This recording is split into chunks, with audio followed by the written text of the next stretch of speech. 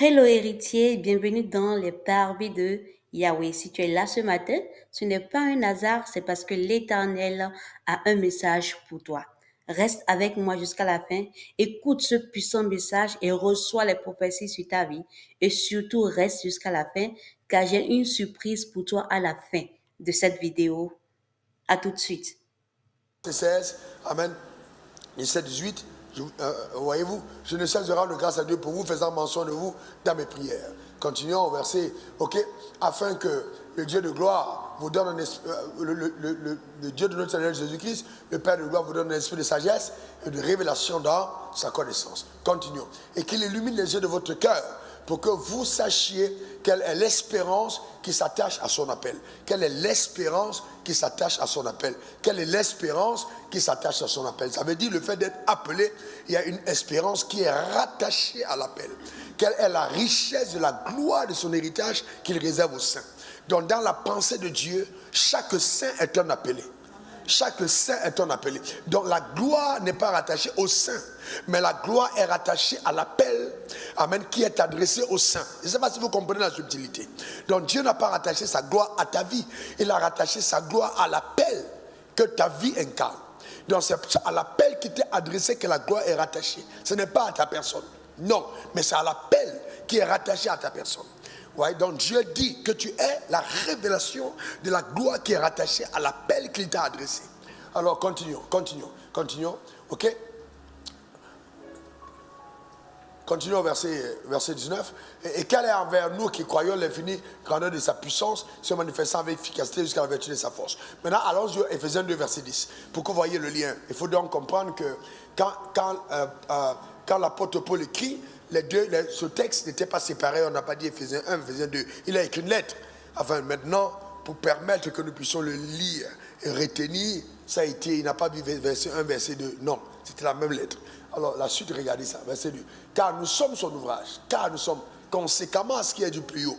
Nous sommes son ouvrage ayant été créé en Jésus-Christ pour de bonnes œuvres que Dieu a préparées d'avance pour que nous les pratiquions. Voyez-vous, dans Dieu, nous sommes l'ouvrage de Dieu, étant recréé en Christ. En d'autres termes, notre nouvelle naissance, personne ne peut dire qu'il est né de nouveau sans un mandat divin. Il y a un but rattaché à son appel. Et vous savez le danger? Et j'ai vu, même quand j'écoutais les témoignages dimanche, quand le frère a rendu témoignage de la voiture, de la maison, il y avait une grande effervescence, une grande joie, parce qu'il a une voiture, il a une maison. Moi, j'ai été un peu attristé. Mais je me suis calmé parce que vous étiez tellement dans l'effervescence. Je me suis attristé parce que je me suis dit, mais pourquoi il y a tant de clameurs pour une bénédiction matérielle? Et bien, amen. Mais au moment, quand il a énoncé le moment de l'obéissance à l'instruction, il n'y a pas eu de clameur. Vous voyez, la clé n'est pas ce qui arrive comme bénédiction matérielle. Mais voyez-vous, la clé c'était le fait qu'il a suivi l'instruction de Dieu. Il s'est déplacé pour aller à un endroit où Dieu l'a envoyé. Donc tout ce qui arrivait était conséquemment à la direction de l'esprit, allant obéir à Dieu, et ces choses sont arrivées. Maintenant, on va acclamer Dieu pour les choses qui arrivent. Moi, j'ai dit non, j'acclame pour l'obéissance du frère. Est-ce que vous comprenez? Parce que ce qui arrive n'est que la conséquence de l'obéissance. Donc, si vous avez si vous arrivé à transverser ça, c'est pas bien. Voyez-vous, et je veux vous dire sérieusement, la majorité des problèmes que nous avons, c'est ça le problème. C'est que nous voulons la récompense sans payer le prix.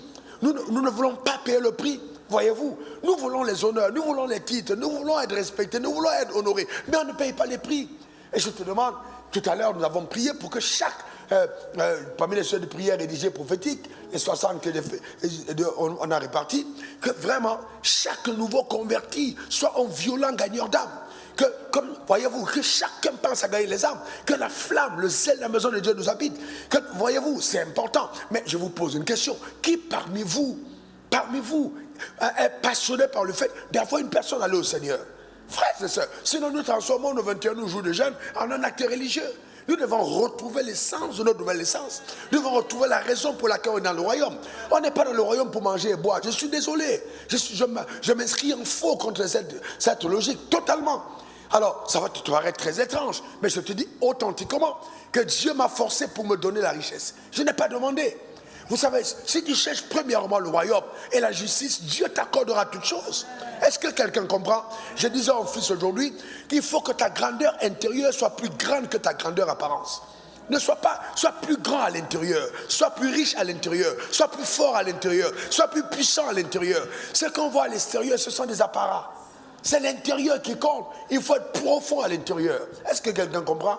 Eh bien, arrêtons de vivre de façon égoïste, de façon... Voyez-vous, vivons pour les intérêts du royaume. Est-ce que quelqu'un comprend? Baissons la tête et prions.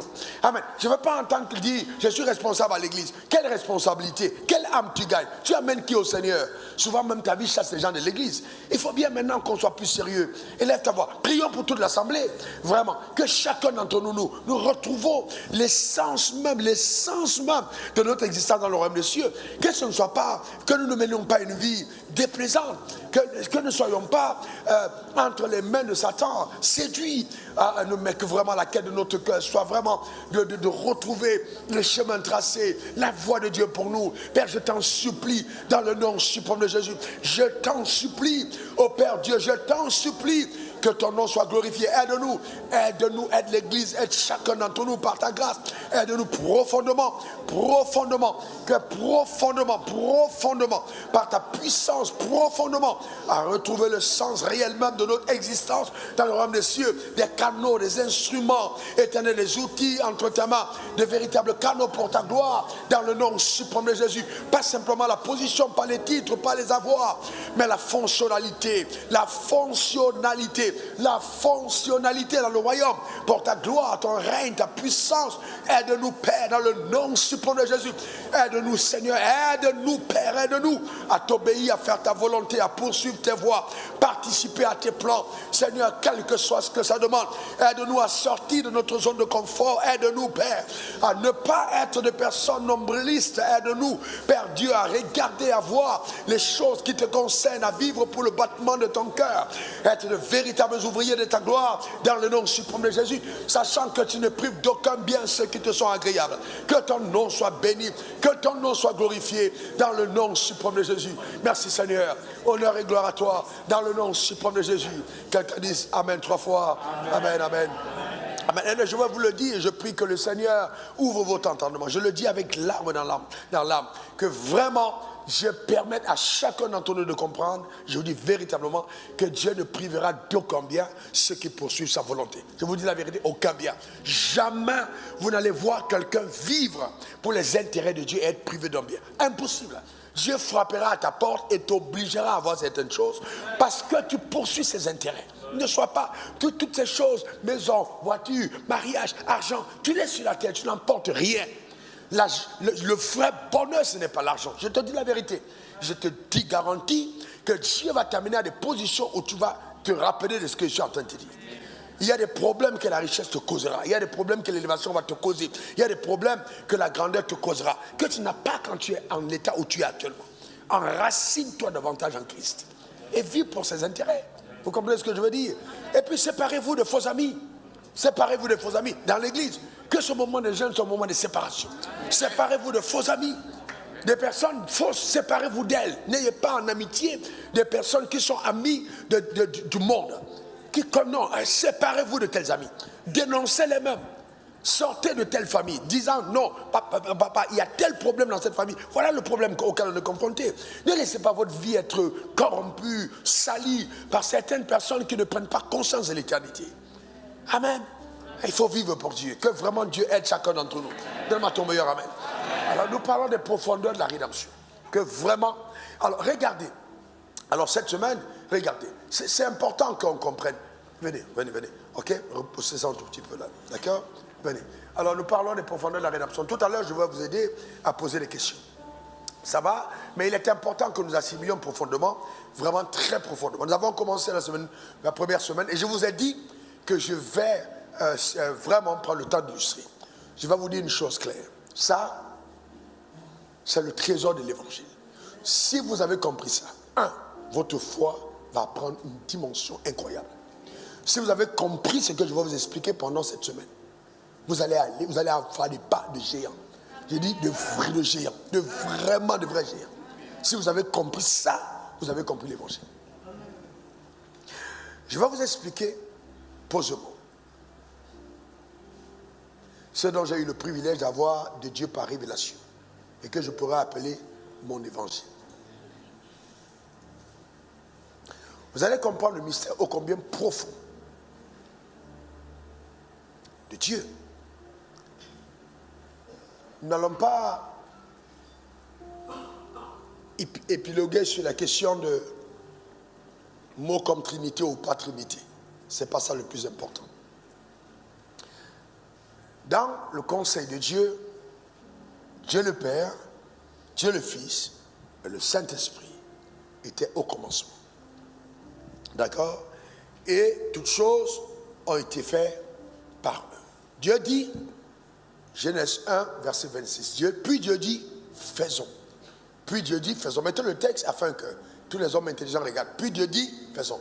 Qu'est-ce que vous observez? Puis Dieu dit, en français normal. Qui a fait littérature, ok, ou l'aide moderne? Qui a étudié le français à l'école? Lève ta main, je vois. Lève ta main, explique-nous un peu. Quand on dit, voilà, très bien, donnez le micro. Quand on dit, puis Dieu dit, qu'est-ce qui doit suivre de façon logique? Comment est-ce que ça, la suite doit, comment on doit écrire ça? Ok?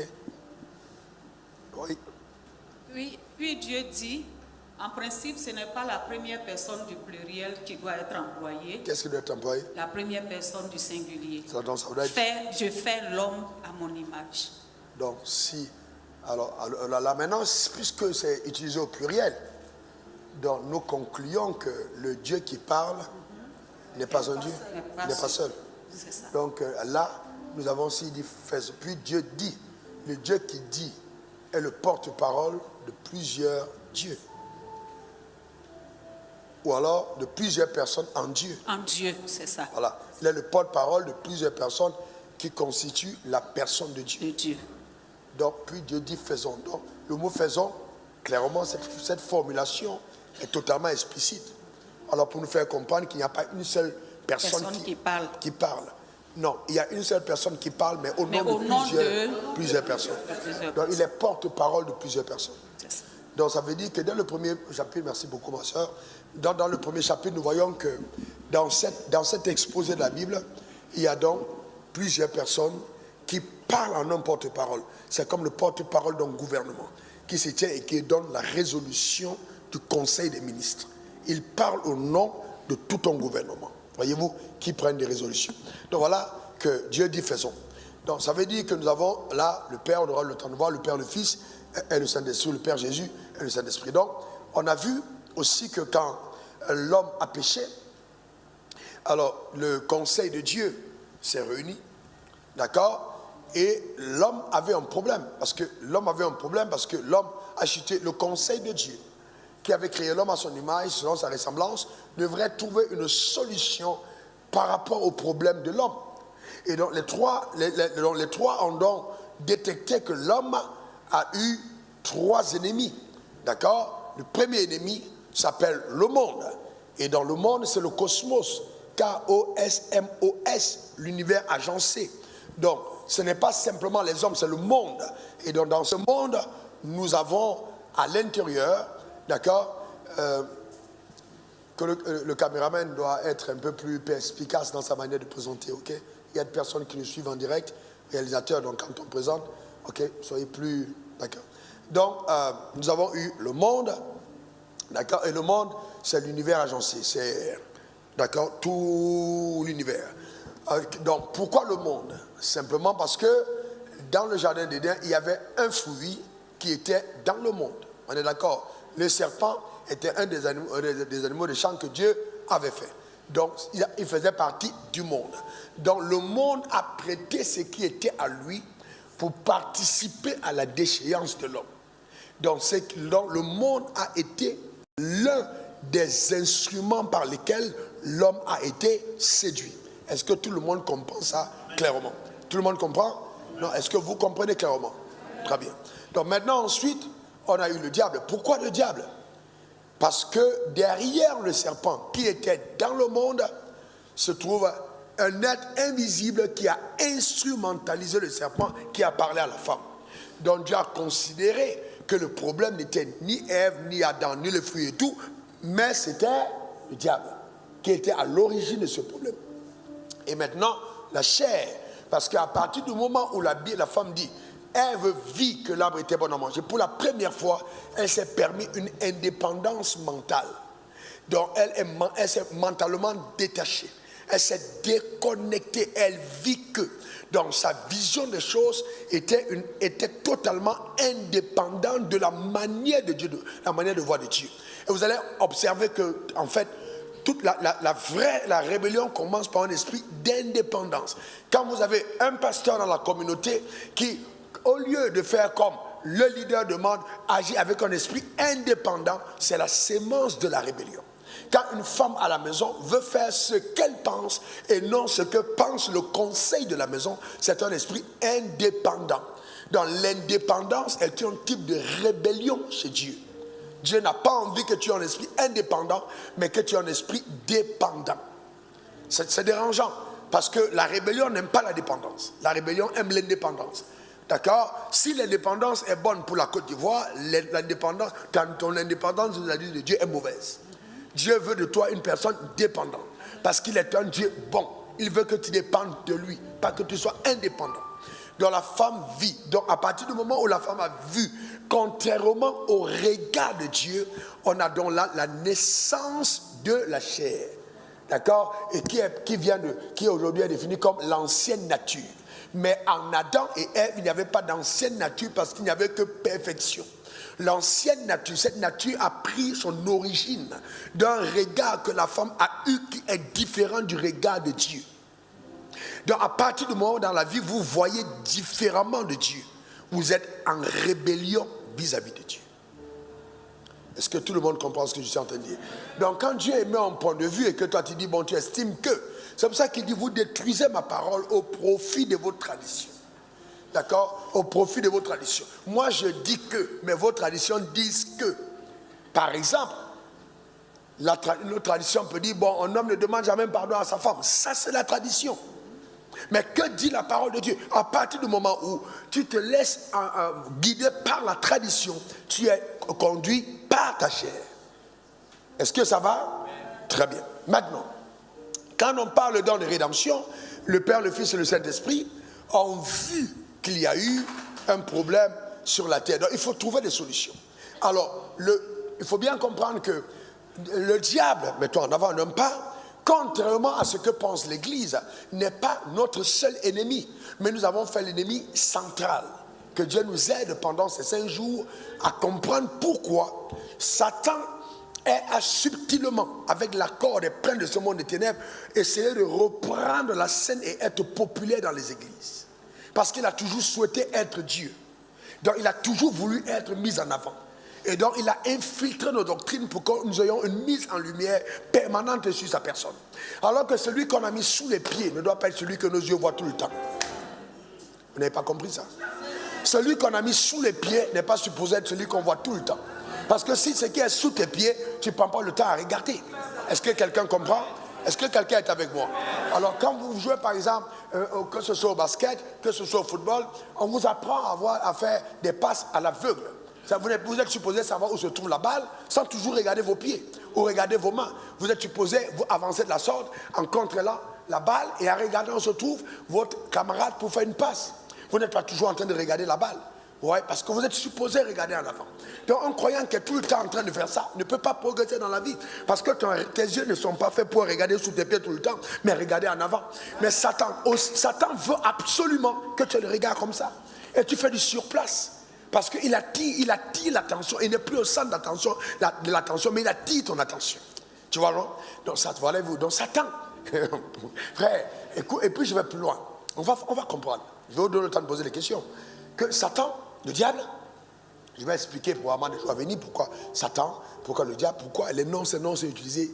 Qui est Satan, qui est le diable et comment était le support. Ça, c'est des choses qu'on doit comprendre. Est-ce que quelqu'un comprend? Donc, ce diable-là n'est pas le seul ennemi de l'homme. Et le diable n'a pas été vaincu par Dieu. Non. Le diable a été vaincu par Jésus et pas par Dieu. Parce que si le diable a été vaincu par Dieu, le diable serait monté tellement en estime que Dieu n'a même pas essayé. Et je vais plus loin. Il n'a pas été vaincu par Jésus, Dieu. Il a été vaincu par Jésus, homme, dans son humanité. pas dans sa divinité. Parce que si Dieu arrive à vaincre sa créature, ce n'est pas un événement. Pour vaincre Satan dans sa divinité, ce n'est pas un événement. C'est dans l'humanité que c'est un événement. Dieu ne peut pas élever Jésus très haut parce qu'il a vaincu Satan, alors que Jésus est Dieu dès le départ. Ce n'est pas possible. Donc s'il est élevé très haut, c'est dans son humanité et non dans sa divinité. Est-ce que tout le monde comprend? Amen. J'ai vraiment prié afin de le faire. Vous voyez que je n'ai pas pris de notes, n'est-ce pas? Pour faire très simple, pour que vous compreniez. C'est aussi simple. Est-ce que quelqu'un comprend? Est-ce que vous assimilez? C'est très très simple, que vous le compreniez. Donc, arrêtez de faire de Satan la star. Arrêtez de faire de Satan la star. Et nous aurons le temps, j'espère qu'on continuera même jusqu'à Cabot, de comprendre qu'aux yeux de Dieu, tout ce que Jésus a fait, tu le fais. Tu n'as pas compris. Tout ce que Jésus a fait, tu es capable de le faire. C'est pour ça qu'on dit tel il est ton nom. Donc tout ce que Jésus a fait dans son humanité, Dieu sait que tu peux le faire. C'est pour ça qu'il est le premier-né d'entre plusieurs frères. Vous comprenez ça? Est-ce que quelqu'un comprend ça? Donc Jésus n'est pas supposé être simplement la superstar de l'église, mais il est supposé être le modèle de l'église. Est-ce que quelqu'un comprend? Donc si Jésus a prié et que les morts ont ressuscité, Dieu attend de toi que tu pries et que les morts ressuscitent. Donc Dieu te sait capable de le faire. Dis après moi, je suis capable de le faire. Encore, je suis capable de le faire. Prenons 1 minute et prions pour que notre assemblée, amen, que nous voulions ressembler à Christ. Amen. Prions, élevons la voix. Que vraiment Dieu nous aide. Que Dieu nous aide. Que Dieu nous aide véritablement, nous aide profondément à ressembler à Christ, que nous aide profondément. Oh Père, aide-moi, aide-moi, aide-moi, aide mes frères, mes soeurs, aide-moi, aide-nous à ressembler à Christ Jésus, aide-nous profondément à ressembler à Christ, aide-nous profondément, oh profondément, à ressembler à Christ, aide-nous profondément. Père, dans notre cœur, à ressembler à Christ, à ressembler. Car lui qui était Dieu n'a point marché, dernier marché d'égal à Dieu, s'est dépouillé de sa condition en devenant semblable à l'homme en devant, obéissant jusqu'à la mort sur la croix. C'est pourquoi tu l'as souverainement élevé et tu as donné le nom au-dessus de tous les autres noms, afin qu'à la mention du nom de Jésus, toujours nous fléchis dans les cieux, sur la terre, sous la terre, et toute langue confesse que Jésus est Seigneur à la gloire de Dieu le Père. Aide-nous, Père, par ta grâce, aide-nous à aller dans les profondeurs, insoupçonnées, au Père, ressembler à Christ, ressembler dans le caractère, dans l'obéissance, dans le sacrifice, dans le don de soi. Aide-nous, aide l'Église, je prie pour tous les saints connectés à cet autel, que cet ADN soit notre partage, que cet ADN soit notre portion, cet ADN soit notre partage et portion dans le nom suprême de Jésus. Aide-nous, Père, Père de grâce, aide-nous chacun d'entre nous à percevoir cette profondeur, cette richesse, et une richesse inouïe, cette richesse profonde dans le nom suprême de Jésus. Honneur et gloire, honneur et gloire, honneur et gloire, honneur et gloire à la nuit, honneur et gloire à Jésus. Que ton nom soit béni au nom suprême de Jésus. Alléluia. Amen, amen. Alléluia. Que le nom de l'Éternel soit béni. Amen. Maintenant, on peut continuer. Donc je disais que le Père, le Fils et le Saint-Esprit ont pris en conseil. Alors, ce qu'ils ont fait, c'est qu'ils ont détecté qu'il y avait 3 ennemis. On a eu le monde, on a eu le diable et puis on a eu la chair. Alors, ils ont dit, dans chacun d'entre nous, nous allons prendre un ennemi. Alors, pour pouvoir vaincre le monde, il était donc indispensable pour le Père, ça c'est un rappel, de donner son Fils. On a bien vu quand on lisait le texte d'Hébreux 9, et dans Éphésiens verset 22, que sans effusion de sang, il n'y a point de pardon de péché. Donc, voyez-vous, alors, j'ai entendu quelqu'un dire, alors si Dieu a racheté l'homme, à qui a-t-il payé la dette? Si Dieu a racheté l'homme, à qui a-t-il payé la dette? A-t-il payé la dette au diable? Est-ce qu'il est allé payer la dette au diable? Parce que Dieu t'a racheté. Donc à qui il a payé la dette pour que tu sois libéré? Il n'a pas payé la dette au diable. C'est penser que Satan n'attendait pas qu'on vienne payer le prix pour te reprendre. Non, il a payé la dette à sa propre justice. Il ne devait ni au diable ni à personne. Il devait à ta justice, il ne devait pas à quelqu'un. Parce qu'il a établi les choses selon sa justice, dont la dette payée n'était pas au diable. C'est payé à la justice. Le tribunal de Dieu attendait le sang pour ton acquittement. Et Dieu, ne pouvant pas violer ses propres lois, devait se soumettre à ses propres lois pour que le tribunal tranche et prononce ta liberté. Voilà, donc, est-ce que quelqu'un comprend? Ce n'était pas à Satan qu'on paye. Parce que même quand vous lisez la Bible, priez pour l'intelligence. Mets ta main sur ta tête et dis à Dieu, rends-moi intelligent. Ah ben, demande-le à Dieu, vraiment demande-le sincèrement. Vraiment, je veux l'intelligence. Dieu, éclaire-moi, donne-moi d'être intelligent. Donne l'intelligence au nom suprême de Jésus. Merci Seigneur. Alléluia, au nom de Jésus-Christ, amen. Vous savez donc, quand vous approchez Dieu, même quand vous parlez aux gens, priez pour la cohérence et l'intelligence. La Bible doit être, les réponses doivent être simples et claires. Voilà, il me revient une question. Il me revient une question qu'un internaute m'a posée. Et je sens que c'est le moment de répondre. Si je l'ai lu aujourd'hui. Je peux revoir la question. C'était, je crois que la personne doit être dans la salle. La question était, quand Dieu a dit à Caïn, je vais revenir à l'enseignement, je te chasse et je mets une marque sur ton visage afin que ceux qui te voient ne te tuent pas. D'accord? Mais où était, c'est qui? D'où viennent les gens là qui devaient tuer Caïn, puisqu'il y avait Caïn, Abel et Adam et Ève dans le jardin? C'est une question quand même assez complexe. Hein? Vous vous rappelez le texte? Que quand il l'a chassé du jardin, il a dit, je mets une marque sur ton front afin que personne ne te... Ceux qui te voient ne te tuent pas. Vous vous rappelez? Vous vous rappelez, vous avez lu, n'est-ce pas? Alors donc, où viennent les personnes? Où ils sortent d'où? Puisque la Bible nous parle d'Adam et Ève. Donc d'où viennent des gens qui vont tuer Abel et Caïn? Ils viennent d'où? Hein? Et puis la personne a ajouté, mon intelligence ne me permet pas de comprendre ça. Ça c'est trop élevé. Bon, première chose que vous devez comprendre, quand vous lisez la Bible, ne vous dites jamais je ne peux pas comprendre. Ne vous interdisez jamais l'accès à la connaissance. Vous avez dit quoi? Ne vous interdisez jamais l'accès à la connaissance. C'est une erreur fatale. Tout ce qu'il faut faire en premier, c'est dire Seigneur, aide-moi à comprendre. Deuxième loi, si vous êtes mes fils, si vous pensez qu'on est de la même famille. Deuxième chose que j'ai appris à l'école biblique, amen, et que je vous apprends. N'acceptez jamais que ce soit un roman qui vous explique la Bible. Si vous n'avez pas trouvé de réponse dans la Bible, alors ne trouvez pas une réponse ailleurs. La réponse est dans la Bible parce que seule la Bible explique la Bible. Deuxième chose. Vous comprenez? Troisième. Donc mettez une demande et puis dites à Dieu, explique. À quel âge est mort Adam? 900 combien? Mais vous répondez qui? Il est mort à quel âge? 930 ou 60? Quelle est la personne qui a vécu le plus longtemps sur terre? Il a vécu 900? Il a vécu plus qu'Adam, c'est ça? Très bien. Alors, qui sait à quel moment Caïn a tué son frère Abel? Il avait quel âge? Est-ce que la Bible a mentionné? La Bible n'a pas mentionné. Très bien. Il faut bien comprendre aussi que dans le descriptif que Dieu fait dans Genèse, il parle plus de la lignée que de tous les autres enfants. Et regardez, prenons Genèse, je crois, verset 5. Genèse 5. Allons-y, verset 1, 2, 3, 4. Mais verset 4 va nous expliquer quelque chose. Genèse 5. Voici le livre de la postérité d'Adam lorsque Dieu créa l'homme et le fit à la ressemblance de Dieu. Donc, quand vous prenez Genèse 5 est en train de faire un résumé.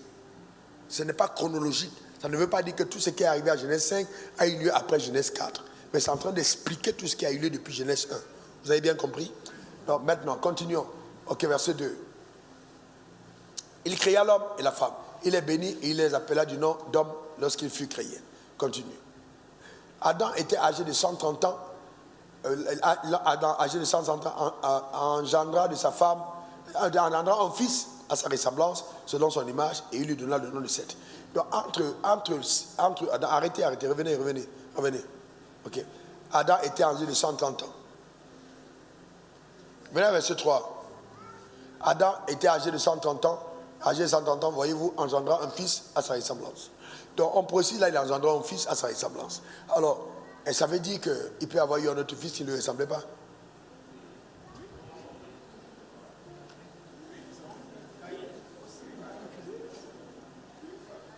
Hein? Bon, maintenant, est-ce que vous avez vu là, on a marqué, il a engendré une fille?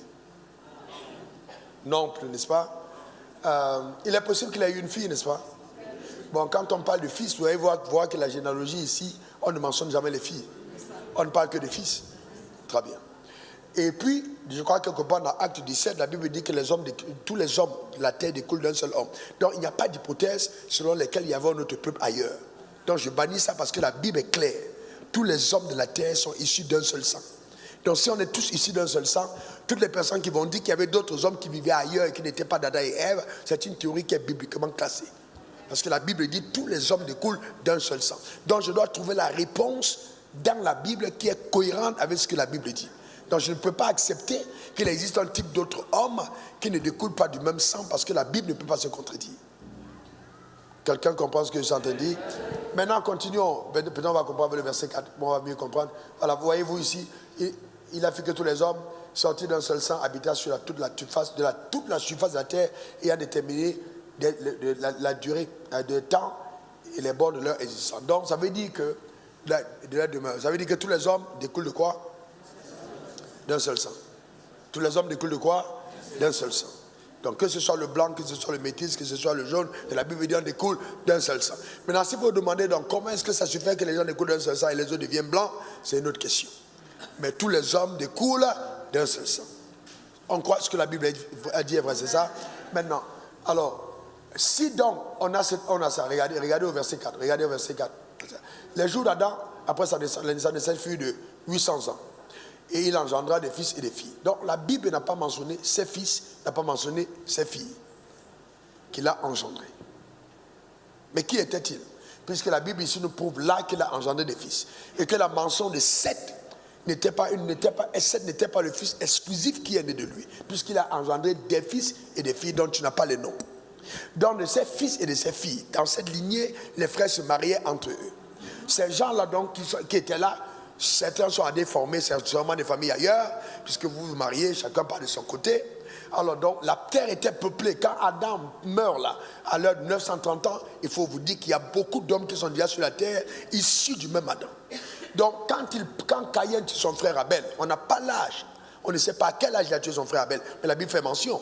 Donc, il n'était sûrement pas les seules personnes sur la terre. Il y a donc sûrement d'autres familles ailleurs qui n'étaient pas restées dans la lignée avec le père, qui vivaient déjà ailleurs mais sortant du même sang. Donc quand il dit on va me tuer, donc ça veut dire que lui-même a déjà connaissance qu'il y a d'autres personnes qui vivent ailleurs et qui peuvent le rencontrer et le détruire parce que le mal a gagné la terre. Donc ces personnes-là, ce n'est pas des gens qui viennent d'ailleurs que du même sang d'Adam et Ève selon la parole de Dieu. Est-ce que c'est très complexe? C'est très complexe, c'est très très complexe. J'ai répondu aussi aisément parce que j'ai été confronté à ça quand j'évangélisais. Donc ça fait que c'est quelque chose sur lequel j'ai réfléchi et j'ai étudié. Rien que la Bible pour trouver la réponse dans la Bible, pas ailleurs. J'ai entendu d'autres discours. Je suis revenu dessus parce qu'avec Internet, vous entendez d'autres discours. Les gens peuvent dire d'autres choses. Mais je m'interdis de dire autre chose que ce que la Bible dit. Donc quelqu'un ne peut pas venir me voir pour dire ouais mais tel verset biblique, vous savez quand on a écrit ça, enfin on s'est trompé, c'est pas ce qu'on voulait dire. Je n'ai pas foi à de tels discours. La Bible dit que celui qui retranche une seule virgule de la parole de Dieu et enseigne aux autres à faire autant est le plus petit. La parole de Dieu est intègre. Les livres qu'on devait enlever ont été enlevés. Donc il n'y a plus rien à enlever dans la Bible. Il n'y a plus rien à rajouter dans la Bible. Gardez la Bible telle qu'elle est. Vous comprenez ça?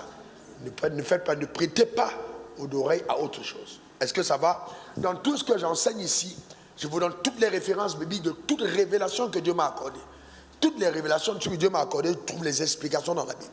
Et la Bible, vous devez trouver au moins 2 versets bibliques ou 3 versets bibliques pour une vérité. Que pour quelque chose que vous énoncez comme vrai, il doit y avoir 2 ou 3 témoins. Si c'est un seul verset, ce n'est pas suffisant. Il faut au moins 2 ou 3 versets. Pour chaque chose que j'explique, que ce soit le Père qui a décidé d'aller affronter le monde, je vous donnerai au moins 2 versets bibliques qui vont conforter cette hypothèse. D'accord? Jean 3,16. Dieu a tant aimé le monde qu'il a donné son Fils. Si quelqu'un donne le Fils, c'est qu'il est forcément le Père. Ok? Je crois aussi c'est n'aimer pas le monde, c'est ni ce qui est dans le monde. C'est lui qui aime le monde, l'amour du Père n'est point en lui. C'est quoi? C'est 1 Jean 4,4. Et n'aimez pas le monde, ni ce qui est dans le monde. C'est lui qui aime le monde, l'amour du Père n'est point en lui. Je crois que c'est 1 Jean 4, verset 4. C'est ça? Regardez voir. N'aimez pas le monde, ce qui est dans le monde. Voilà, d'accord. Petits enfants, vous êtes de Dieu et vous les avez vaincus parce que... Non. Ouais. N'aimez pas le monde. ni ce qui est dans le monde. Celui qui aime le monde, l'amour du Père n'est point à lui. Même ce verset parle encore, remets le verset 4.4, Jean 4.4. 1.4, ok? Mes petits enfants, vous êtes de Dieu. Vous les avez vaincus parce que celui qui est en vous est plus grand que celui qui est dans le monde. Non, c'est pas. Ouais, allez au verset 15. 1 Jean 2.15. Ok? N'aimez pas le monde, ni les choses qui sont dans le monde. Si quelqu'un aime le monde, l'amour de qui? L'amour de qui? Pourquoi est-ce qu'on ne parle pas du Fils? Pourquoi on ne parle pas du Saint-Esprit? Parce que Dieu a décidé, voyez-vous, d'avoir le monde pour adversaire. C'est Dieu le Père. Donc, chaque fois que ton affection va pour le monde, c'est le Père qui est en colère. Parce qu'il n'a pas envie que tu t'attaches au monde, parce que le monde est un ennemi qu'il a vaincu. Tu dois t'attacher à Dieu. Donc si tu as besoin de quelque chose du monde, ne va pas le chercher dans le monde, va le chercher en le Père. Le Père est capable de te donner tout ce que tu désires dans le monde. Ne va pas chercher dans le monde. Est-ce que vous comprenez? Donc, alors qu'est-ce que Satan fait? Il t'amène à avoir les regards sur le monde. Dieu, non. Le Saint-Esprit t'amène à avoir les regards sur ton Père. Si tu es obéissant à l'appel de ton Père, il te donnera tout ce que le monde peut avoir.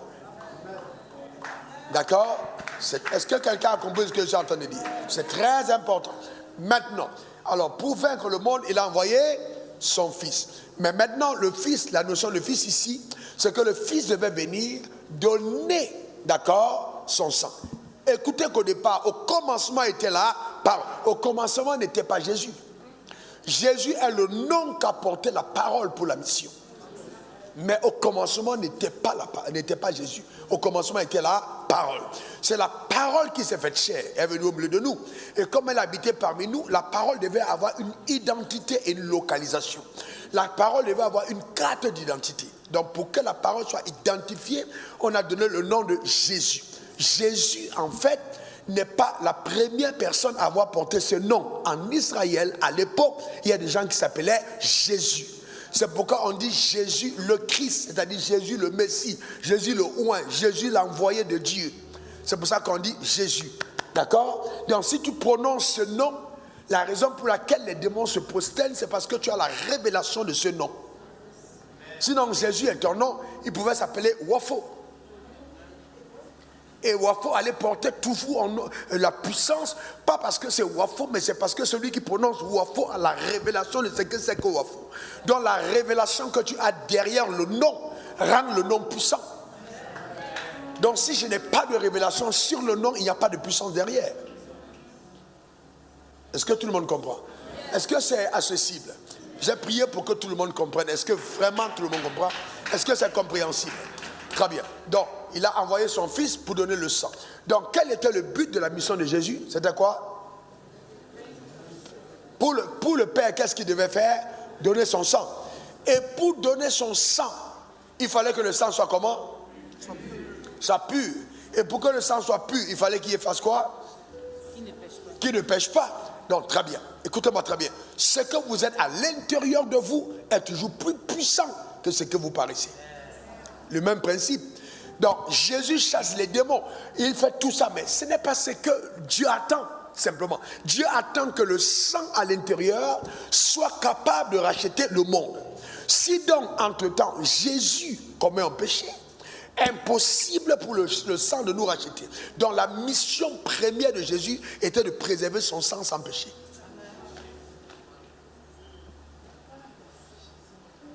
Est-ce que tout le monde comprend maintenant? Est-ce que tout le monde comprend? Dans la mission première, n'était pas que les démons. Non, non, allez, les malades sont guéris. Par d'où ils passent, il y a 12 gars qui l'accompagnent. Quand tu as vu le gars, son puissant, son ministère fort. Mais ce n'est pas ça le plus important. Parce que devant le tribunal de Dieu, ce qu'on va juger, ce n'est pas tant tout ce qu'il a fait, mais c'est ce qu'il est. Donc dans le règne spirituel, ce que tu es est plus puissant que ce que tu fais. Et c'est là où on parle de l'onction. Quelqu'un dit après moi onction. Non, non, attends, dis encore onction. Alors l'onction, enfin, ce qui fait de toi en moi, premièrement, c'est parce que tu es le choisi. L'onction n'est donc pas simplement la capacité, mais c'est d'abord le fait que tu sois choisi et enrobé d'une capacité.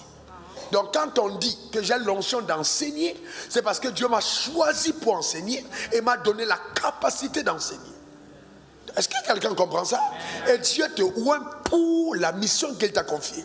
Donc tu ne peux pas demander l'onction sans la découverte de la mission. Est-ce que quelqu'un comprend? Reçois l'onction pour gagner de l'argent. Reçois l'onction pour gagner les âmes. Reçois l'onction pour enseigner. Donc même une femme qui se marie doit demander l'onction pour devenir une femme. Parce qu'une jeune fille et être une femme, c'est totalement différent. Tu peux être seul dans ta chambre et puis tu laisses traîner ton pain. Mais qu'une fois que tu es marié, c'est ton pain qui traîne, ça peut être ton problème. Comment tu peux laisser ton pain traîner? Parce que lui, dans sa maison, le pain ne traînait pas dans la chambre, mais ton pain traîne. Tu peux laisser ton caleçon comme ça et tout, et tu t'en vas. Mais pour lui, c'est un drame. Le problème arrive parce que tu as déposé. Mais comment tu peux déposer ça ici? Je connais un couple qui a fait palabre parce que les pâtes dentifrice, le mari a pressé la pâte dentifrice au milieu, la femme a éclaté. Comment tu peux presser la pâte dentifrice au milieu? Mais c'est quelle manière de faire? Comment tu prends la pâte dentifrice? On vient d'acheter. Tu presses au milieu comme ça. Pourquoi tu presses ça comme ça? Le gars dit, mais après, prends ça comme ça veut dire quoi? L'essentiel, c'est pas qu'il n'y a pas de sorte. Ça veut dire que la pâte n'est pas sortie. Et puis ça devient n'est pas là. Ah non, c'est pas sérieux. Hein? Comment tu peux presser ça comme ça? Hein? La pâte dentifrice, ça? Oh non, c'est pas possible. Comment tu presses au milieu? Le garçon dit, mais puis ça fait quoi? Ça fait quoi? Hein? J'ai pressé ça au milieu, ça fait quoi? Quel est ton problème? La pâte n'est pas sortie. Oui, mais c'est sorti, tu es un villageois. Hein, tu m'appelles villageois? Hein, tu m'appelles villageois? Voilà. Maintenant. Alors maintenant, on prend un homme et une femme qui se sont aimés, qui s'assiedent devant le pasteur. Quel est le problème? Pasteur, c'est la pâte dentifrice. La pâte dentifrice, ça fait quoi? La pâte dentifrice, ça fait quoi? Est-ce que quelqu'un comprend ça?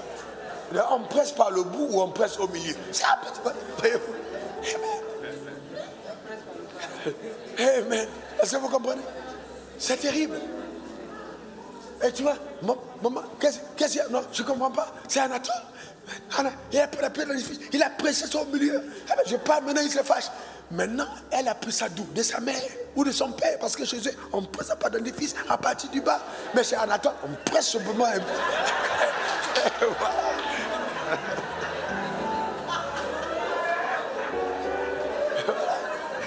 Vous comprenez? Mais c'est aussi étrange. Mais si on vous demande maintenant, qui a raison, qui a tort? Comment en tant que pasteur, vous gérez ce problème? Qui a raison? Personne n'a raison, personne n'a tort. C'est aussi simple. Donc, il faut bien comprendre que les problèmes ne viennent pas toujours parce que les gens sont mauvais. Les problèmes viennent parce que les gens n'apprennent pas la sagesse de vivre ensemble. La capacité de vivre ensemble, la sagesse de vivre ensemble. De comprendre que nous sommes parfaitement différents. Et la plus grande bêtise qui arriverait à un homme qui se marie, c'est de penser que sa femme est comme lui. Ou alors la femme pense que le mari est comme elle. Ce n'est pas possible. C'est le début des palabres. Vous êtes totalement différents. Absolument. Est-ce que quelqu'un comprend? Et donc là, il y a Jésus qui est envoyé pour donner son sang. Et la mission, c'est de préserver son sang pour son Père. Donc il se garde pour son Père, pour la mission de son Père. Et le but du sang versé, ce n'est pas de vaincre le diable. Non, c'est de racheter le monde pour son Père. Leçon numéro 2. Vous n'êtes jamais fils si vous n'avez pas pu investir quelque chose au profit du Père. Jamais tu ne portes l'identité de fils avec dignité si tu n'as pas payé un prix pour l'honneur de ton Père. Sinon tu es un enfant. Beaucoup ici à l'église disent je suis fils, mais vous êtes des bébés. L'enfant est celui pour lequel le Père s'investit. Le fils, c'est celui qui atteint la maturité d'investissement au profit du Père. Mais l'enfant, le Père s'investit pour lui. Le fils est celui qui atteint la maturité pour s'investir au profit du Père. Mais l'enfant, c'est celui pour lequel le Père s'investit. Est-ce que vous voyez la différence? Voilà. La Bible parle des enfants et la Bible parle des fils. Quand on parle des fils, la maturité. Est-ce que vous comprenez ça? Alors, est-ce que quelqu'un comprend? Donc, vous ne pouvez pas prétendre être fils de Wafo et vous n'avez pas investi quelque chose au profit de la vision de Wafo. Ce n'est pas possible. Vous n'êtes pas fils. Non. Vous êtes adhérent. Ou même sympathisant. Ou alors peut-être petits enfants, mais pas fils. Un fils s'investit pour la vision du Père. Et donc vous allez voir que quand le Fils descend et qu'il est battu de verge à la croix, c'est pour ça qu'au moment il crie à Gethsemane, Père, s'il est possible que cette tâche me soit ôtée. Cependant, non ma volonté. Mais là, donc il crie, il dit s'il est possible. Donc la soumission à la volonté de son Père. Amen. Sachant qu'il va être battu de verge, on va cracher sur lui, mais il dit, s'il est possible, il dit non ma volonté, mais la tienne. Ça veut dire qu'à un moment, la volonté du Fils doit s'effacer au profit de la volonté du Père. Tant que vous n'atteignez pas cette dimension, vous n'êtes pas fils.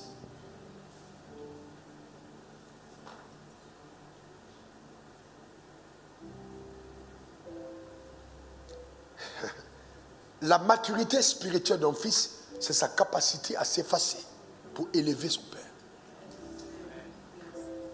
C'est la maturité. Je m'efface pour que l'œuvre, que le Père s'élève. Comme j'ai expliqué au pasteur une fois, mais est-ce qu'un jour vous avez vu, on a battu le Père? Vous avez vu le Père porter la croix? Vous avez vu le Père pleurer? Jamais. Vous avez vu le Père descendre du ciel? Jamais. Quand, dans une vision, le Père est toujours en train de souffrir, il n'a pas encore le Fils. Il n'a que les petits-enfants qu'il est encore en train d'éduquer. Les fils, quand les fils commencent à se révéler, le Père inspire et les fils transpirent.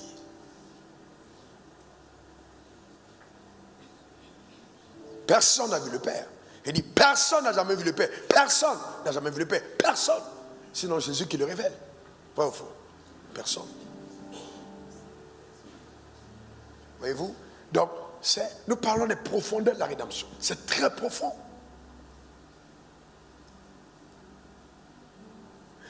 Donc, le Fils donne son sang, mais avec le but de racheter le monde. Donc, il porte, et en même temps, la mission de son Père en lui, et en même temps sa mission vis-à-vis du diable. Donc, et non simplement la mission vis-à-vis du diable, mais le Saint-Esprit dépend aussi du Fils.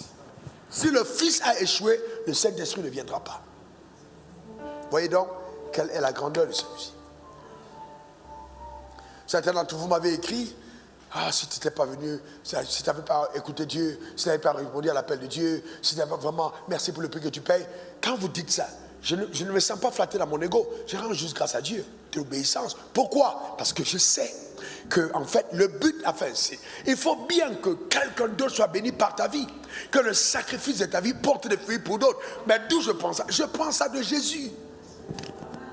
Notre maître a été comme ça. Donc, je ne peux pas vivre pour moi-même. Je vis pour honorer celui qui m'a appelé. Amen. Et donc, si c'était que pour toi, je ne viendrai plus ici à 6h du matin, 6h15 le matin, et partir à 23h, minuit, 1h du matin. Je ne ferai plus ça le dimanche. Impossible. Mais c'est parce qu'il y a un mandat qui a été assigné. Donne-moi ton meilleur amen. Très important. Donc, tel il est, tel nous sommes. Ce n'est pas seulement pour dire non. Tel il est, tel nous sommes. Je l'ai vu souffrir à Gethsemane. Je l'ai vu sacrifier sa vie. Alors, je ne serai pas différent. Alors je ne serai pas différent. Tel il est, tel nous sommes. Je veux être comme lui. Je l'ai vu prier toutes les nuits. Je veux prier comme lui. Je l'ai vu parler de Dieu. Je veux parler aussi. Je l'ai vu accomplir sa mission. Je veux l'accomplir aussi. Est-ce que quelqu'un comprend? Nous devons donc essayer de ressembler à notre maître, qui s'appelle Jésus, qui est le premier-né d'entre plusieurs frères. Il n'est pas la méga star de l'évangile, simplement, il est le modèle des saints.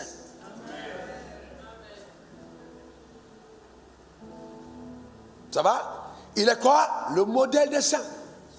Comment Dieu lui-même, qui est Dieu, va lire la Bible et dit aujourd'hui, cette parole de l'Écriture s'est accomplie et moi je prétends que je peux réussir sans étudier la Bible. Ce n'est pas possible.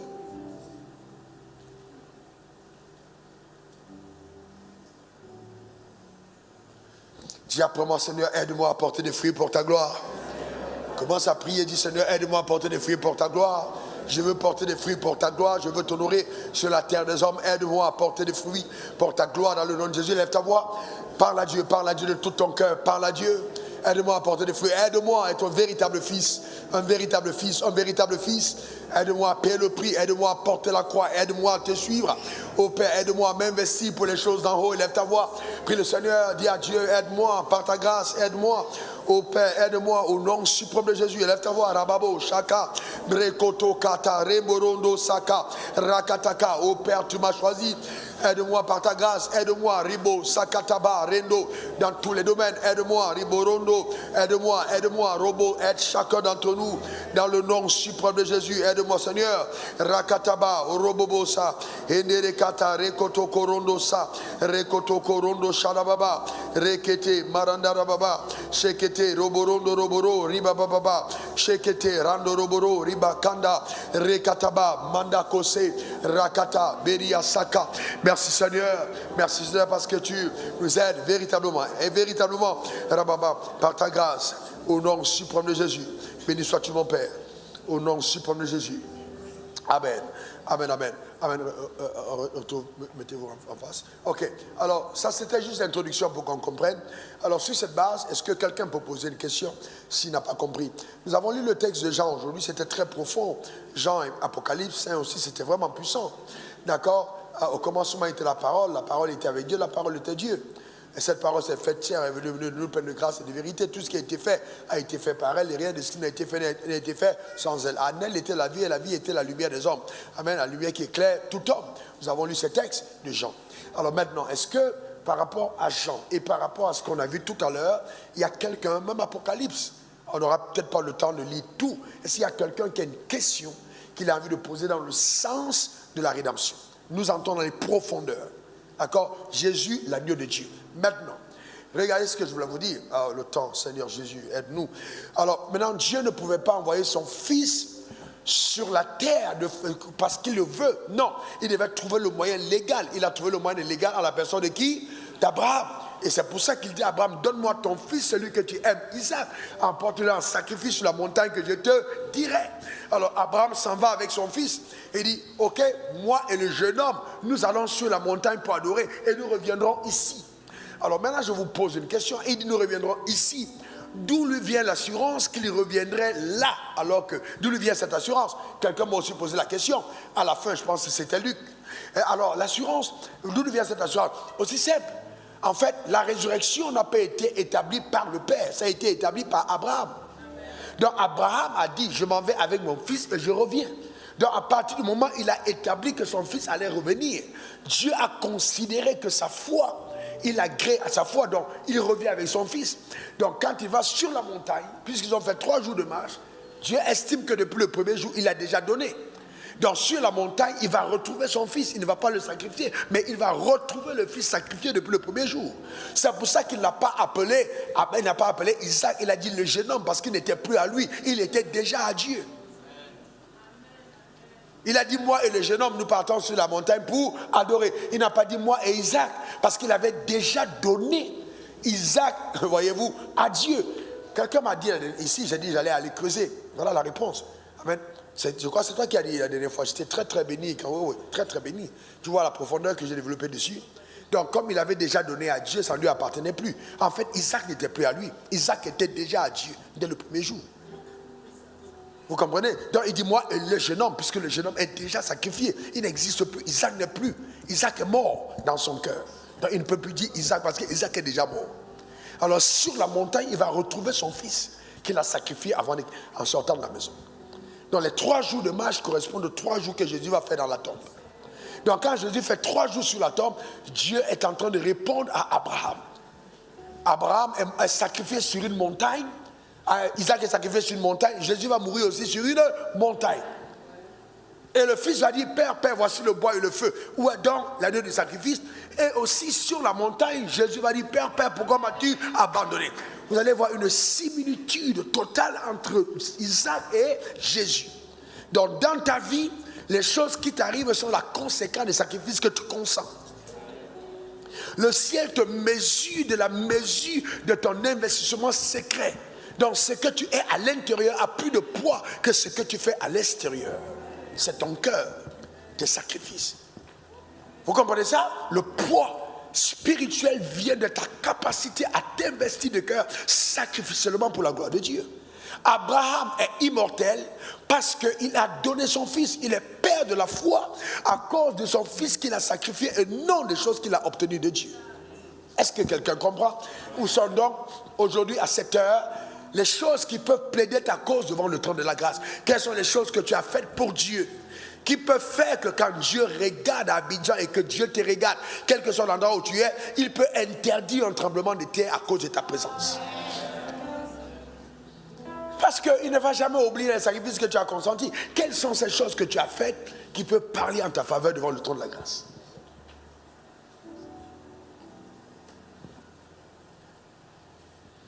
Et Abraham dit, quand son fils se pose la question, voici le bois, voici le feu, où est donc l'agneau du sacrifice? Qu'a-t-il répondu?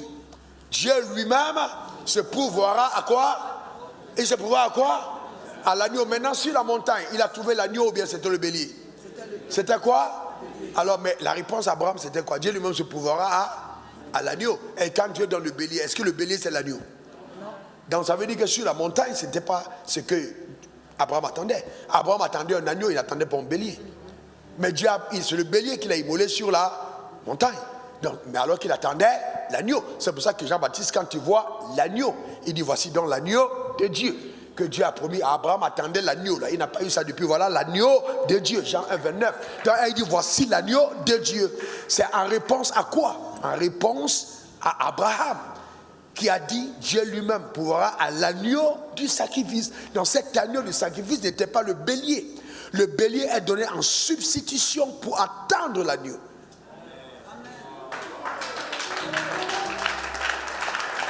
Donc l'agneau, c'est effectivement Jésus, le sacrifice de Dieu, pour ôter, pas pour couvrir, pour ôter le péché du monde.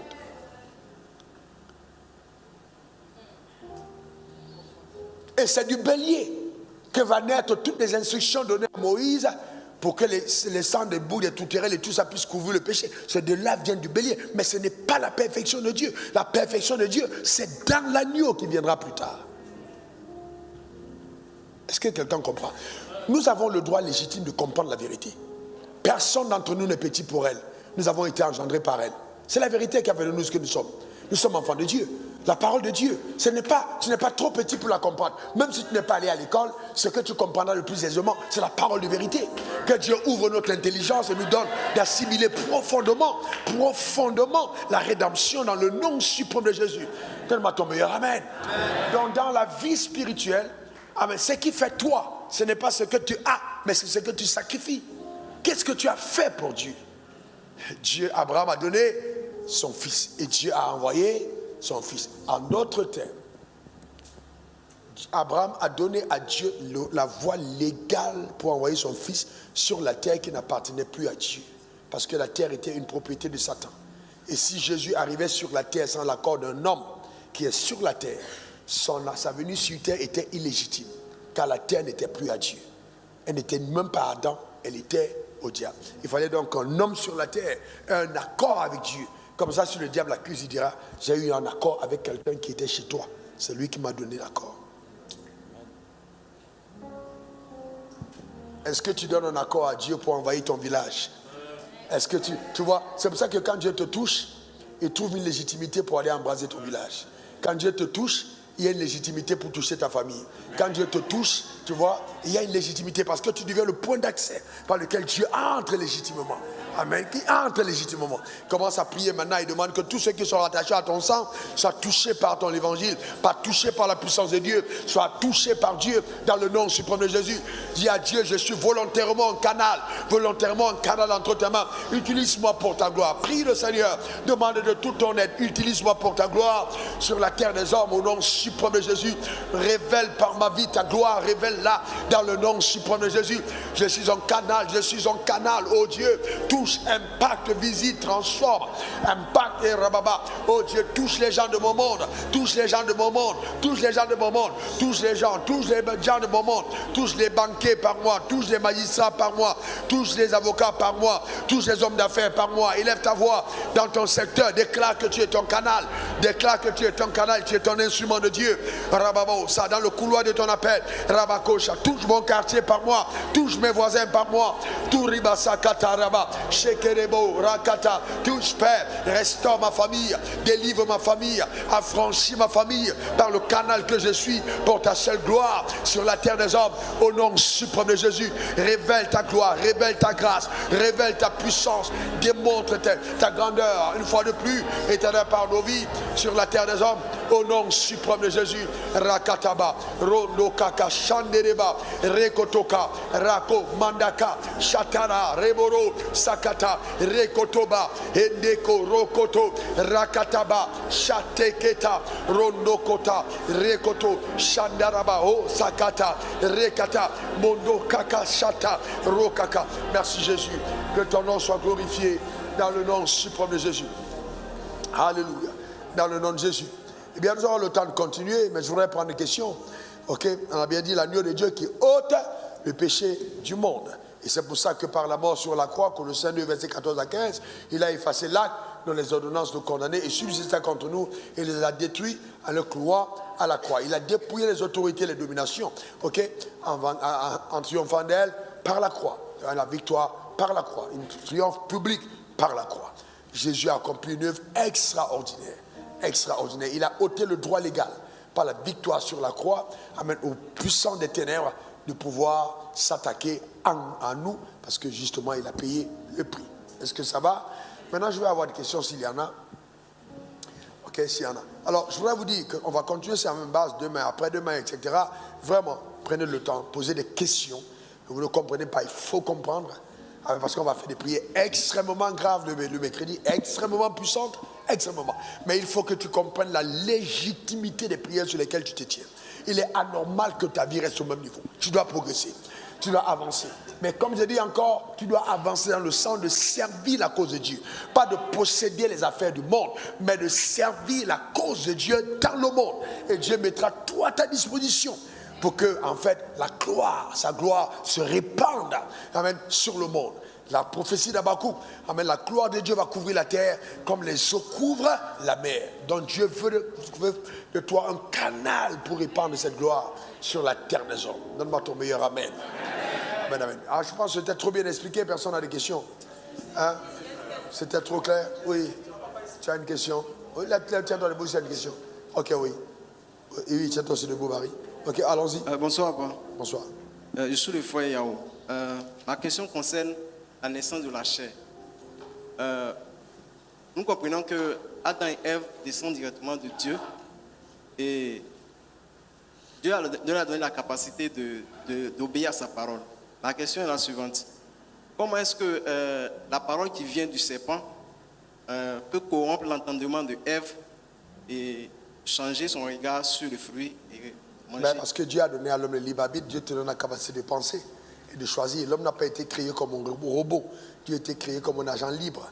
Parce que si Dieu était créé comme un robot, eh bien, il n'y aurait pas de raison que l'homme ait une domination sur Lucifer. Lucifer s'est rébellé contre Dieu en voulant être comme Dieu. Quand Dieu suscite un roi, il lui donne le libre arbitre et il veut montrer aussi à Lucifer que la place que je t'ai donnée et que tu as joué, je vais te montrer, j'ai créé quelqu'un qui va m'obéir librement, se soumettre à moi et dominer sur toi. Donc l'homme, s'il était un robot, ça ne servait à rien. Il était un agent libre. Sinon, il n'est pas un adorateur. Tu vois ce que je veux dire? Très bien. Oui.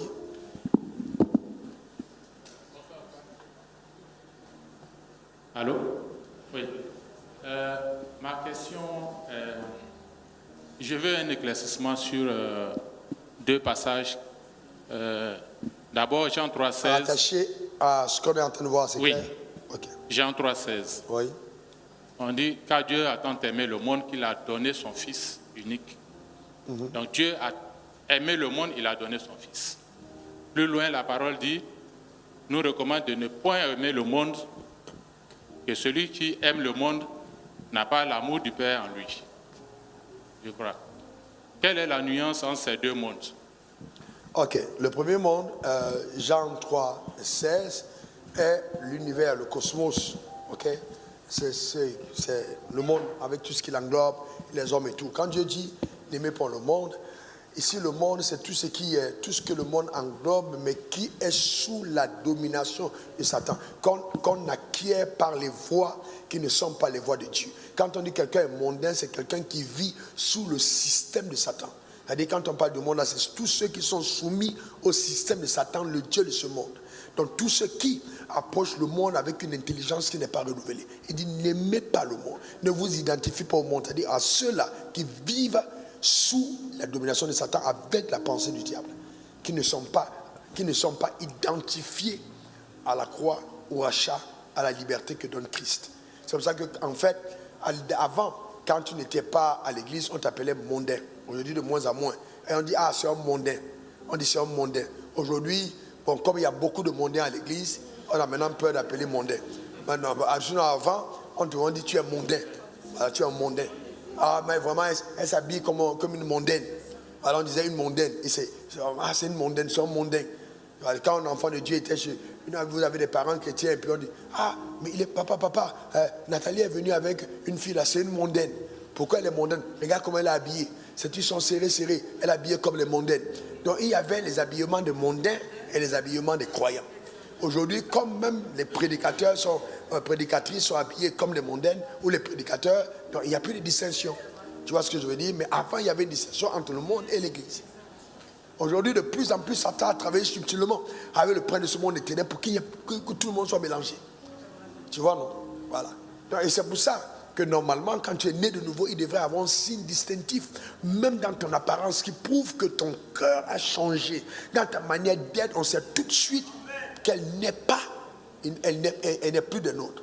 Elle a totalement changé. Aujourd'hui, les gens naissent de nouveau et puis en fait, ils s'habillent exactement comme ils étaient avant. C'est pas possible. Parce que si la vie de Dieu a touché ton cœur, ta manière de va changer. Je le crois profondément. Et donc, c'est pas normal. Je dis bien, ça n'engage que moi. Ce n'est pas normal que quelqu'un soit de nouveau et puis on me dit, ouais, il continue de garder les mêmes choses, les mêmes manières de faire. Et non, il va gagner le monde en gardant les mêmes coiffures qu'il avait. Non. Il doit se raser pour montrer que je suis de nouveau. Il doit montrer en premier si je suis enfant de Dieu. Donc tout ce que je vais te coupe. Amen, la manière de faire, j'enlève. Parce qu'aujourd'hui, j'ai rencontré Jésus. Cette bravoure, il dit, je suis. Mais le problème, c'est que ce que les gens ne veulent pas payer le prix. Les gens ne veulent pas renoncer aux choses qu'ils avaient. Ils veulent garder la gloire du monde et garder Jésus dans le cœur. Ce n'est pas possible. Donc tu dois porter ta croix et le suivre. Tu dois renoncer au monde. Voilà. Et c'est ça le plus dur. Comme j'ai eu un de mes fils, je n'ai pas vu déjà ces jours-ci, je vais l'appeler. Alors, il m'a parlé d'une gloire dans le monde. Ah, maintenant on me propose d'aller jouer à tel endroit. J'ai dit, fils, il faut dire non à tout ça parce que ce que Dieu te réserve est plus grand. Mais le problème, c'est qu'il faut payer d'abord le prix. Il faut payer le prix. Quand Dieu voit le prix que tu payes, je te garantis, jamais le monde a offert quelque chose de plus grand que Dieu. Jamais. N'oubliez pas que les démons ont servi Jésus à manger. Jésus a dit non. Le diable a servi à manger, Jésus a dit non. C'est quand il a dit non et que ayant résisté, que les anges sont descendus servir. Donc ça veut dire que la faim que tu as là, ce que tu désires là, c'est Dieu qui a mis en toi. Donc pourquoi tu vas accepter que Satan soit celui qui vient te... Voilà. Si tu veux, ta Bible dit si quelqu'un brûle, qu'il se marie. Donc pourquoi maintenant si Dieu dit marie, toi tu vas prendre l'envoyé de Satan? Pourquoi? C'est Dieu qui a établi le mariage. Pourquoi Dieu a établi le mariage et c'est Satan qui me donne mon conjoint? C'est Dieu qui a établi le mariage. Pourquoi Satan va te donner un conjoint? Vous comprenez ce que je suis en train de dire? La même logique. Dieu t'envoie faire l'évangile. Pourquoi donc c'est le diable qui te donnerait l'argent? Je ne comprends pas. Et vous savez, j'en discutais aujourd'hui avec un homme de Dieu, un grand homme de Dieu. Et puis je disais, on parlait du brisement. Mais il en parlait aussi, enfin celui qui a même énoncé ça. Mais c'est important de comprendre. Si Satan t'a appelé, Dieu t'a appelé à faire quelque chose, pourquoi c'est Satan qui va te donner les moyens? Pourquoi? Qui t'a appelé? Non, réponds-moi, qui t'a appelé? Alors pourquoi tu vas attendre que Satan te donne des moyens? Est-ce que Dieu n'a pas assez de moyens pour t'envoyer à faire son appel? Pourquoi? Maintenant, là, le désir des hommes de Dieu, oh homme de Dieu, impose-moi les mains, que j'ai beaucoup d'argent. Ce n'est pas ça. Ce n'est pas ça. Tu as beaucoup d'argent, pourquoi? Quelle est ta vision? Tu veux faire quoi de la vie? Non, je vais avoir beaucoup d'argent, je vais avoir une maison, je vais avoir une voiture. Avoir une maison, une voiture, ce n'est pas une vision. Ce n'est pas une vision. Gagner beaucoup d'argent, ce n'est pas une vision. Pas du tout. Il faut avoir une vision claire. Qu'est-ce que Dieu t'a donné comme mandat? Qu'est-ce que tu vas faire? Même l'argent que tu gagnes pourquoi? Parce que tant qu'il n'y a pas de vision, tu vas être détruit. Tu gagnes l'argent pourquoi? Pourquoi est-ce que Dieu te donne l'argent? Si on met 1 milliard entre tes mains aujourd'hui, est-ce que tu es sûr que tu vas tenir sur 2 pieds demain? Il y a des gens qui vont commencer à marcher comme ça. C'est-à-dire, oh, que Dieu nous délivre. Ta manière de dire Amen m'embête. Pose ta question. Amen. Question de Franck Abois. Si Jésus Arrête a... d'abord. Arrête. Dis à Dieu, je veux vivre pour toi. Dis à Dieu, Seigneur, je veux vivre pour toi. Vraiment, sincèrement. Hors de toute heure, vraiment, aide-moi. Dis à Dieu, aide-moi. Je veux vivre pour toi. Aide-moi profondément. Je veux vivre pour toi. Merci Seigneur. Aide-moi profondément. Vivre pour toi. Profondément. Seigneur, brise-moi de l'intérieur. Afin que si c'est moi, si je vis, ce n'est plus moi qui vis, mais c'est Christ qui vit à moi. Brise-moi de l'intérieur. Brise-moi. Brise-nous de l'intérieur. Père, brise-nous. Détruis cet ego. Détruis la poursuite éternelle d'une volonté égoïste et personnelle. Je t'en supplie dans le nom de Jésus-Christ. Amen, amen. Alors, amen. Merci Seigneur. Écoutez-moi bien. Ce que je vais vous dire est très profond, que Dieu nous aide à comprendre. Vous savez, avec l'avènement d'Internet, il y a une telle séduction. Il y a des gens pour lesquels je prie, je vois des gens sur Internet, je vous vois sur Internet, mais vous arrivez à une exposition immature. Vous n'êtes pas encore à l'âge d'être exposé. Mais tout ce que vous voulez, c'est une caméra, vous exposez, vous montez, vous descendez une voiture, vous filmez, vous avez des petites montres, vous montez la montre, votre ventre est tout petit, vous montez le bébé déjà là. Donc vous êtes tellement pressé, c'est-à-dire vous êtes tellement pressé d'exposer vos vies aux gens, et vous ne vous rendez même pas compte. Vous ne vous rendez même pas compte que vraiment, vous passez à côté de la maturité. Totalement à côté. Ayez un temps pour chaque chose. Ayez un temps, frère. Ayez un temps pour chaque chose. Tu n'as pas encore la grâce. Pourquoi tu es pressé? Tu es pressé pourquoi?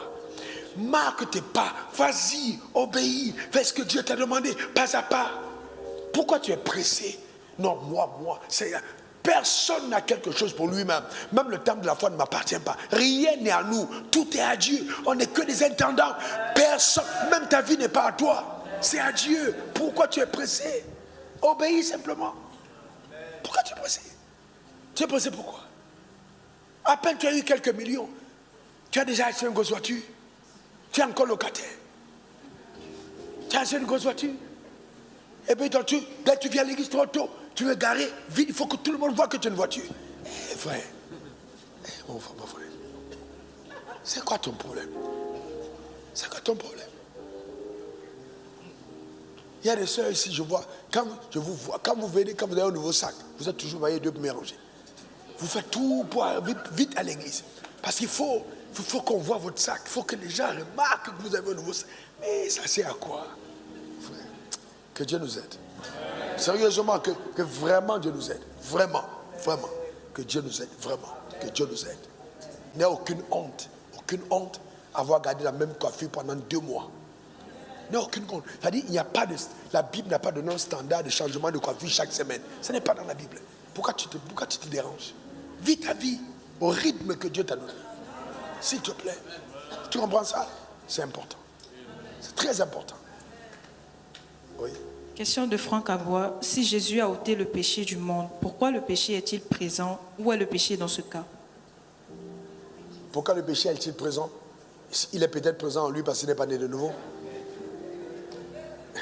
Le péché ôté dans le monde est justement Romains 5 verset 12. Je vais reprendre au jeune homme. Romains 5 verset 12 et puis on va aller jusqu'au verset 17 jusqu'à 19. Ok. C'est pourquoi comme par un seul homme le péché est entré dans le monde. Quand on dit le péché est entré dans le monde, est-ce que le péché a des pieds? La désobéissance d'Adam a légitimé l'entrée du péché. Quand on parle du péché, il y a premièrement la puissance qui te pousse à faire le mal. Ça donne de la puissance. Le péché n'est pas l'acte. Le péché n'est pas seulement l'acte, c'est d'abord une puissance qui te pousse à faire le mal. Donc quand quelqu'un est né de nouveau, le péché n'est plus en lui.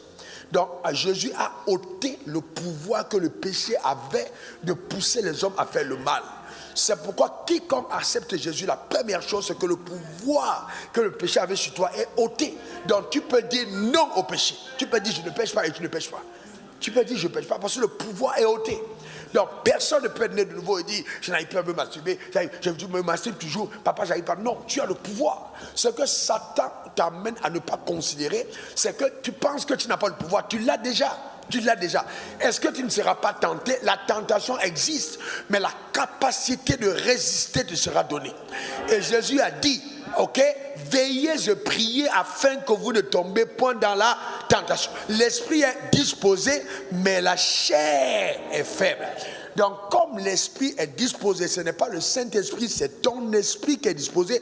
C'est pour ça que Dieu t'envoie maintenant le Saint-Esprit, afin que le Saint-Esprit t'aide à neutraliser ta chair. Comme il met les deux mains sur toi, chaque fois que la chair veut se lever, le Saint-Esprit dit calme-toi. Ici, là, calme-toi, calme-toi, parce que là, c'est un nouveau territoire. Cet enfant est un enfant de Dieu. Calme-toi. Calme-toi. Donc, le Saint-Esprit t'aide à partir de ce moment. Le Saint-Esprit t'aide. Tu vois? Et vous allez vous rendre compte que les personnes qui, justement, sont sujettes, qui laissent l'oppression, sont des personnes qui ne prient pas, sont des personnes qui ne jeûnent pas. C'est pour ça que la victoire sur la chair vient au travers voyez-vous, des sacrifices spirituels, de la prière et le jeûne. C'est ce que Jésus a dit. Veillez et priez. Veillez et priez. Veillez et priez. Vous comprenez ce que je veux dire? Maintenant, suivez-moi bien. Alors bon, écoutez, voyez-vous, je vais vous expliquer quelque chose. Quand vous êtes un enfant de Dieu, vous avez vos chairs. Quand le diable arrive, lui, le Saint-Esprit, il connaît tout. Donc, la femme, la fille qui vient, elle est belle. Tout, c'est peut-être la fille qui dit, oh, je vais l'épouser. Mais le Saint-Esprit sait que c'est un agent du diable qui a été envoyé dans l'église. Elle chante bien, elle parle en l'aribara, mais ce n'est pas des vraies langues. C'est une sataniste qui est une bonne sœur en Christ. Elle fait beaucoup de cadeaux à maman pasteur. Donc, elle fait beaucoup de cadeaux à maman pasteur. C'est la bonne petite. Vous savez, non, généralement, si vous voulez gagner le cœur des leaders, vous les donnez des cadeaux. Il n'y a pas meilleur moyen. Même le cœur de Dieu, il dit les cadeaux corrompent. Quelqu'un qui te fait un cadeau régulièrement devient quelqu'un que tu finis par aimer. C'est tellement subtil, hein? Tellement subtil. Même le chef jusqu'au chef d'État, le cadeau a un pouvoir. Le cadeau a une puissance. Donc tu vois, bon maintenant, tout le monde recommande, c'est la sœur que tu dois épouser. Mais le Saint-Esprit qui la connaît. Pendant que tu veux partir, il y a quelque chose en toi qui te dérange. C'est lui qui t'essaye de te gratter à l'intérieur pour dire Joe. Donc il te gratte de l'intérieur. Tu ne sais pas comment faire pour expliquer, mais tu n'es pas à l'aise, Il y a comme quelque chose qui te... C'est le Saint-Esprit qui est en train de dire stop. Parce qu'il connaît le problème qu'il y a devant. Tu vois, non? Très bien. Donc, il va t'alerter. Ou alors, même simplement, il connaît tes pulsions personnelles, il connaît tes faiblesses. Donc, il va venir. Quand il sait qu'il y a une épreuve qui aura lieu dans une semaine, il va te pousser à prendre un jeûne 3 jours avant. Parce qu'il sait que l'attaque va venir dans une semaine. Il va t'amener à jeûner, à prier. Qu'est-ce qui est arrivé à Pierre? Quand il a raté l'une heure de prière à Gethsemane, c'est là où il est tombé. Il a régné Jésus parce qu'il n'a pas prié. S'il avait prié, il n'aurait pas régné. Il a raté le temps de préparation. Donc s'il avait prié avec Jésus, il n'aurait pas tombé. Donc quand le Saint-Esprit te réveille souvent pour prier, tu ne sais pas pourquoi. Mais il sait que la présence là va te garder de succomber en piège qui t'est tendu. Parce qu'il y a des choses auxquelles tu dis non, auxquelles tu n'aurais jamais dit non si Dieu n'était pas là. Et donc dans les tactiques, dans Satan qui t'a étudié, il connaît tes goûts. Il connaît bien tes goûts. Tu es une sœur engagée. Il sait le type de gars que tu aimes. Il connaît bien. Quand tu commences à progresser en Dieu, c'est après le gars vieil gars à côté de toi. Il a tous les critères. Si avec le mondain ça a raté, il envoie le gars dans l'église. Maintenant le gars devient un faux frère. Il entre dans l'église. Le but de ce gars, c'est de te sortir de l'appel de Dieu. Parce que ce que tu dois savoir, c'est que ta vie est tellement importante à Dieu que Satan paierait tous les prix pour t'amener à rater ton appel. Ce n'est pas de ne plus être enfant de Dieu, mais à rater ton appel. Imagine que par un seul de tes cantiques, le monde entier allait vibrer. Les gens allaient se convertir. Quand Satan arrive à t'arracher de la chorale, à te donner un mariage qui fait que tu ne chantes plus, il a réussi sa mission. Tu ne chantes plus. Tu es une bonne sœur. Amen. Peut-être même le gars, il te donne beaucoup d'argent, tu commences à... Les offrandes augmentent. Le pasteur t'aime plus, mais Dieu te déteste. En te griffe, il est fâché. Il dit, c'est pas possible. Comment elle peut rater ce qu'on avait pour elle? Simplement parce qu'elle est entrée dans un mariage qui n'était pas le mariage. Le frère est frère en Christ, mais cet homme est choisi de l'enfer. Frère en Christ, en te griffe, il est préparé pour te faire sortir du couloir. Combien de personnes à l'église aujourd'hui ont cette maturité? Quelles sont les personnes qui à genoux ont rencontré Dieu et Dieu leur a dit, je suis d'accord, avance? Combien de personnes? combien de personnes? Satan vient te dire, oh, tu les vois, regarde. Est-ce qu'il y a ton chat ici? Il n'y a pas ton chat. C'est tous des chaos. Tu es trop belle. C'est tous des chaos. Qui va t'épouser ici? Il n'y a personne. Tu as vu, non? Le gars de ton bureau, là, c'est lui. Donc, et puis tu commences, il te dit ça tout le temps. Et toi, tu es d'accord. Il n'y a personne. Il n'y a pas mon genre à l'église. Quand quelqu'un commence à te dire ça, quand une soeur commence à te dire ça, c'est que ses pieds sont déjà dans les filets de Satan. Voyez-vous que le Saint-Esprit nous aide. Ça va? Ok. Que le Saint-Esprit nous aide. Dans le péché est une puissance qui te pousse au mal. C'est une puissance qui te pousse au mal. Et cette puissance qui te pousse au mal donne la légitimité à la loi du péché et de la mort. Parce que quand tu actives cette loi, tu sors du contrôle de Dieu pour te placer sous la domination de Satan. Donc c'est elle qui ouvre la porte au règne de Satan dans ta vie. C'est pourquoi maintenant, quand le saint commet un péché, cette loi n'agit plus sur lui parce que pour lui le péché a été ôté. Il faut juste qu'il aille devant Dieu pour dire, Seigneur, merci parce que je reçois maintenant le pardon et que ton sang me lave et purifie. Et tout de suite, la purification fait que ça ne donne aucune légitimité à cette force de pouvoir te maintenir ou à Satan d'agir contre ta vie parce que tu appartiens à Dieu pour toujours. Est-ce que ça va? Que Dieu bénisse ton âme. Et que quelqu'un d'autre. Waouh, quel message bénissant. Alors dis-moi, mon frère et ma soeur, qu'est-ce que tu as appris de cet enseignement puissant, rempli de gloire, rempli de lumière, rempli de vérité, rempli de la grande lumière, au fait. Cette parole, cet enseignement qui a franchi ton âme, qui te permet de captiver la lumière et de pouvoir dominer sur le monde des ténèbres. Comment dominer sur le monde? Nous pouvons dominer sur le monde avec la parole. Et sans la parole, tu ne peux pas dominer sur le monde. Si tu veux régner dans ce monde, tu dois embrasser la lumière. Et tu ne peux pas connaître cette lumière tant que tu ne t'accroches pas à celui-là qui t'a créé. Lorsque tu prends le temps de méditer la parole, lorsque tu prends le temps de manger la parole de vie, cette parole-là va te permettre de t'éloigner des choses du monde. Je dis quoi? Te permettre de t'éloigner des choses du monde. Parce que plus tu vas passer du temps à méditer la parole, plus tu vas connaître l'Éternel, plus tu vas savoir ce qu'il aime et ce qu'il n'aime pas. Plus tu sauras ce qu'il attend de toi, son appel qui est rattaché à ta vie. Et cette parole, c'est elle qui va également te permettre de dominer sur la chair. Parce que la chair nous pousse à commettre des péchés. La chair nous pousse à faire des choses qui sont contraires à nos volontés, qui sont contraires également à la volonté du Père sur nos vies. Mais comment est-ce qu'un chrétien peut dominer sur sa chair sans la parole? C'est pas possible. Parce que c'est la parole qui est l'arme qui te permet de dominer, de combattre la chair. Sinon, tu serais appelé à toujours répondre aux avances de la chair. Et la chair va t'amener à faillir. La chair va te pousser dans le péché. La chair va te faire tomber devant l'Éternel. La chair va te faire tomber dans ton ministère. La chair va t'amener à commettre des choses dont tu vas vraiment te détester demain. Pourquoi? Parce que tu obéis trop à la chair, mon frère, ma soeur. Et cette chair-là, nous avons vu que c'est l'esprit de l'Éternel, le roi Kodesh, appelé esprit éternel en hébreu, le roi Kodesh, qui t'aide aussi également à dominer sur la chair. Et nous avons vu que Yeshua HaMashiach, qui est Jésus-Christ de Nazareth, Yeshua HaMashiach, l'agneau immolé, a dominé sur le monde. Il a dominé sur le diable, pardon. Il a dominé sur le diable. Et l'Éternel, le Père lui-même, Yahweh Elohim, a dominé sur le monde. Et si Yeshua HaMashiach a vaincu le diable, pourquoi est-ce que toi, tu n'as pas vaincu le diable?